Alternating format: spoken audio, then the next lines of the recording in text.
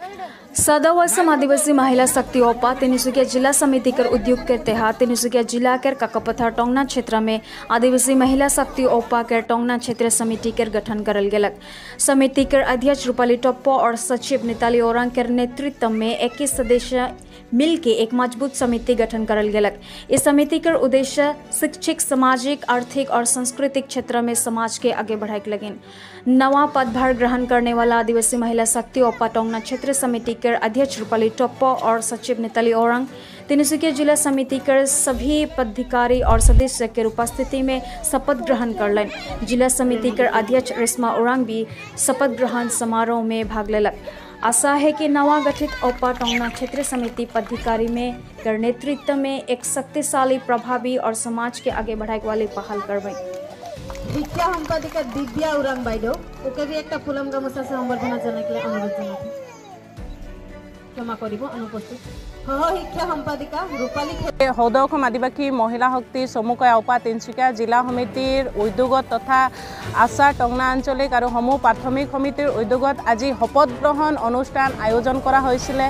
ओपा नवगठित आंचलिक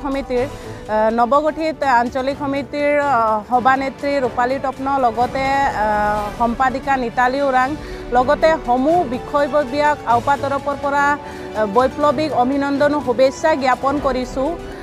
आमार दृढ़ विश्वास आछे नवगठित समितिटोৱে आमार आदिवासी युवती महिला तथा आमार अखोमर बृहत्तर अखमिया जातिटोर स्वार्थत 108टा जातिर ऐच्छिक, सांस्कृतिक, राजनीतित केउ दिखे साংবাদিক पद्धतिरे आगुवाई লৈ যাব तथा आमार विभिन्न সময়ত आमार महिलाসকলৰ निर्यातনৰ भुक्तभोगी आमी देखिबले পোৱা যায়। सरकारखने এটা কথা কৈ থাকে बेटी बचाओ बेटी पढ़ाओ, किंतु এই सरकारखने जिटु बेटी बचाओ बेटी पढ़ाओ কৈ থাকে এই সম্পূৰ্ণ বস্তুটো আমি ভুৱা দেখিবলে পাওঁ, অৰ্থহীন দেখিবলে পাওঁ। আজি কোনোখিনিত आमार महिला युवती सुरक्षित নাই। विभिन्न সময়ত गधूली সময়ত आमार महिला युवती घৰৰ পৰা ওলাই যাবলৈ ভয় কৰে, সাহস নকৰে। এই কাৰণ আমি দেখিবলৈ পাওঁ আমাৰ মহিলাসকলে নিৰ্যাতনৰ ভুক্তভোগী হয়, ৰেপ বলকাৰ নিচিনা ভুক্তভোগী হয়। আৰু বিভিন্ন সময়ত আমি দেখিবলৈ পাওঁ আমাৰ মহিলা যুৱতী, আমাৰ কিশোৰী, আমাৰ যুৱক যুৱতীসকলক বিভিন্ন সময়ত বহিৰাজ্যত কৰ্মৰতৰ কাৰণে মানৱ সৰবৰাহ নিচিনা আমাৰ তেনেকৈ কাণ্ডত লিপ্ত কৰাই বিভিন্ন প্ৰলোভন দি বিক্ৰী কৰাৰ উদ্দেশ্যে বিভিন্ন জায়গাত কৰ্মৰতৰ কাৰণে লৈ যায়। আমাৰ জনগোষ্ঠীটো যিহেতু জাতি মাটি ভেটি যিকেইটা সাংবিধানিক অধিকাৰ আছে সেই সমূহৰ কাৰণে মাত মাতিবৰ কাৰণে আজি ওপা টংনা আঞ্চলিক সমিতি গঠন কৰি শপত গ্ৰহণ আয়োজন কৰা হৈছিলে।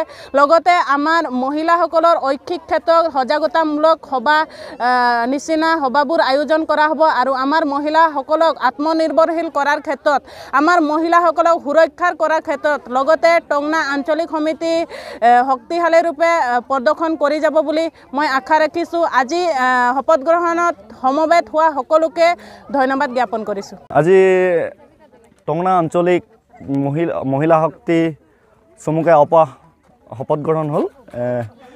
একচুৱেলি আমাৰ আদিবাসী জাতিটোৰ কাৰণে চৰকাৰে বহুত পিছপৰা জাতি কুকুৰ, ছাগলী, মেকুৰীৰ দৰে চকুৰে দেখা পায়। সেইকাৰণে আমাৰ জাতিটোৰ ক্ষেত্ৰত আমাৰ মহিলা শক্তি এটা গঠন হ'ল। আজি শপত গ্ৰহণ হ'ল।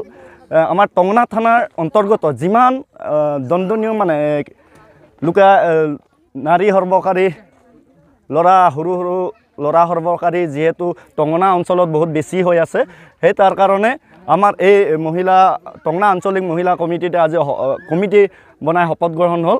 আৰু যিহেতু চৰকাৰে আমাৰ টংনা অঞ্চলত চৰকাৰে যিমান দিব লাগে, চৰকাৰে ডেভেলপ কৈ থাকে, ৰাস্তা পদূলিলৈকে চাওক, আপোনাৰ আই ঘৰলৈকে চাওক, আমাৰ টংনা অঞ্চলত একো উন্নতি দেখা পোৱা নাযায়। সেইকাৰণে আজি আমি সদৌ অসম আদিবাসী ছাত্ৰ সন্থা কাচিজান প্ৰাথমিক গোট হৈ ধন্যবাদ জ্ঞাপন কৰিছোঁ যে টংনা আঞ্চলিক মহিলা কমিটি আজি শপত গ্ৰহণ কৰিলে আৰু তেখেতলোকে আৰু আমাৰ এই টংনা অঞ্চলত বহুত কাম কৰি আগবাঢ়ি যাব।